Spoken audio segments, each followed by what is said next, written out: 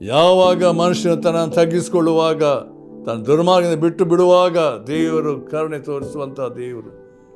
ನಾವು 2 ಪೂರ್ವಕಾಲ ವೃತ್ತಾಂತ ನಾವು ಅದನ್ನು ಅನೇಕ ಸಾರಿ ಆಲೋಚನೆ ಮಾಡಬೇಕಾದ್ರೆ 7ನೇ ಅಧ್ಯಾಯ 14ನೇ ವಚನದಲ್ಲಿ ಅಲ್ಲಿ ದೇವರು ಹೇಳುವಂಥ ಸಂಗತಿಗಳು, ನನ್ನವರೆಂದು ಹೆಸರುಗೊಂಡ ನನ್ನ ಪ್ರಜೆಗಳು ತಮ್ಮನ್ನು ತಗ್ಗಿಸಿಕೊಂಡು ತಮ್ಮ ಕೆಟ್ಟ ನಡತೆಯನ್ನು ಬಿಟ್ಟು ತಿರುಗಿಕೊಂಡು ನನ್ನ ದರ್ಶನವನ್ನು ಬಯಸುವುದಾದರೆ ನಾನು ಪರಲೋಕವನ್ನೆಲ್ಲ ಆಲಿಸಿ ಅವರ ಪಾಪಗಳನ್ನು ಕ್ಷಮಿಸಿ ಅವರ ದೇಶದಲ್ಲಿ ಆರೋಗ್ಯ ಉಂಟು ಮಾಡುತ್ತೇನೆ. ದೇವರ ಸ್ವಭಾವ, ದೇವರ ಆಲೋಚನೆ, ದೇವರ ಕನಿಕರ ಸ್ವಭಾವ ಯಾವ ರೀತಿ ಉಂಟು ಪ್ರಿಯರೇ? ಯಾವಾಗ ಮನುಷ್ಯನು ತನ್ನ ದುರಾವಸ್ಥೆ ತಿಳಿದುಕೊಂಡು ತನ್ನನ್ನು ಸಂಪೂರ್ಣ ತಗ್ಗಿಸಿಕೊಂಡು ದೇವರ ಸನ್ನಿಧಾನದಲ್ಲಿ ಪಶ್ಚಾತ್ತಾಪದೊಡನೆ ಬರುವಾಗ ದೇವರು ಹೇಗೆ ತನ್ನ ಕರುಣೆಯನ್ನು, ಕೃಪೆಯನ್ನು ತೋರಿಸುವವನಾಗಿದ್ದಾನೆ. ನೇರವಾಗಿ ಯೇಸು ಕ್ರಿಸ್ತ ಹೇಳಿದ ಮಾತು, ಆತ್ಮದಲ್ಲಿ ಬಡವರಾಗಿರುವ ಧನ್ಯರು, ಪರಲೋಕ ರಾಜ್ಯ ಅವರದು.